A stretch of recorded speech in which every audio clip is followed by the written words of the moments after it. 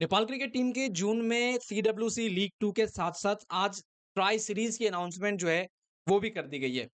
मतलब आप कह सकते हो कि स्कॉटलैंड क्रिकेट बोर्ड ने यहाँ पे अनाउंस कर दी है Nepal versus Netherlands versus Scotland के बीच की ट्राई सीरीज़ के डेट्स।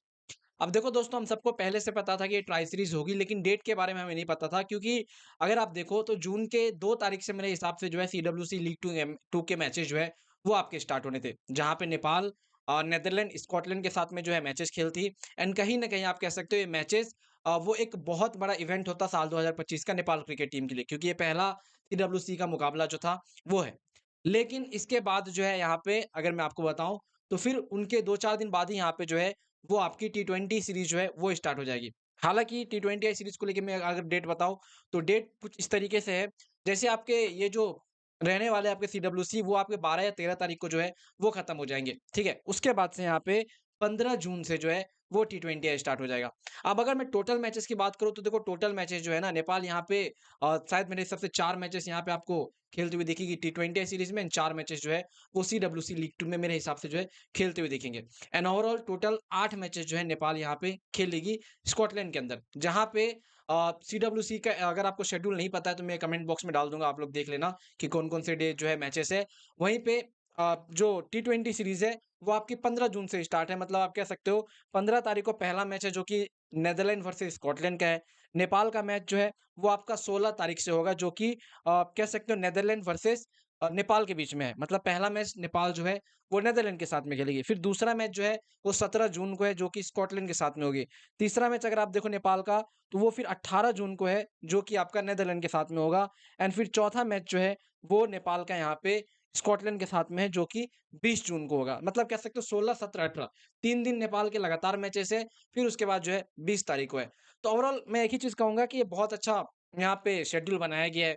अगर आप देखो तो इसमें नेपाल के लगातार 4 मैचेस है, एंड कहीं न कहीं टी20 सीरीज़ है, तो ये बहुत ज़्यादा बेनिफिशियल नेपाल के लिए होगा, क्योंकि आपको पता है आपके सितंबर महीने में मेरे हिसाब से, सितंबर या अक्टूबर में मेरे हिसाब से जो है वो आपका 2026 वर्ल्ड कप का क्वालीफायर भी है।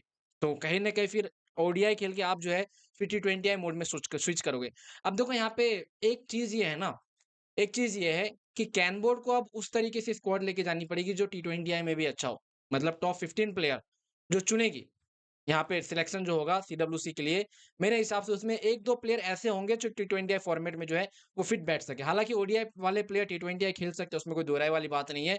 तो कहीं न कहीं दोनों फॉर्मेट को देख के जो है वो यहाँ पे स्क्वाड बनाई जाएगी। लेकिन मेरे लिए जहाँ पे सीडब्ल्यूसी ज़्यादा इम्पोर्टेंट है, तो मैं कहूँगा भाई, नेपाल अगर स्क्वाड बनाती है तो वो सीडब्ल्यूसी को ध्यान में रख के बनाए, ना कि टी20 सीरीज़ को लेके। क्योंकि ये टी20 सीरीज़ 2 नेशन के बीच, मतलब 3 नेशन के बीच में है। नेपाल 2 नेशन के साथ में ज़रूर खेलेगी, लेकिन 50 ओवर वाला फॉर्मेट जो है, वो बहुत ज़्यादा इम्पोर्टेंट है। एंड आपको पता ही है, अगर दीपेंद्र सिंह गिरी यहाँ पे टी20 खेल सकते हैं, तो ओडीआई भी खेल सकते हैं। अगर कुशल बुर्तेल वो ओडीआई खेल सकते हैं, तो टी20 भी खेल सकते हैं, तो उसमें कोई बड़ा मसला नहीं है। वो जो है बाकी हो जाएगी। बाकी अभी यहाँ से मैचेस कल से स्टार्ट होने वाला है, कल नहीं सॉरी, कल तो कोच आने वाला है आपका 25 अप्रैल को। 26 तारीख से जो है वो स्टार्ट हो जाएगा। फिर उसके बाद 16 तारीख के बाद अगर आप देखो तो नेपाल यूके टूर करने जाएगी।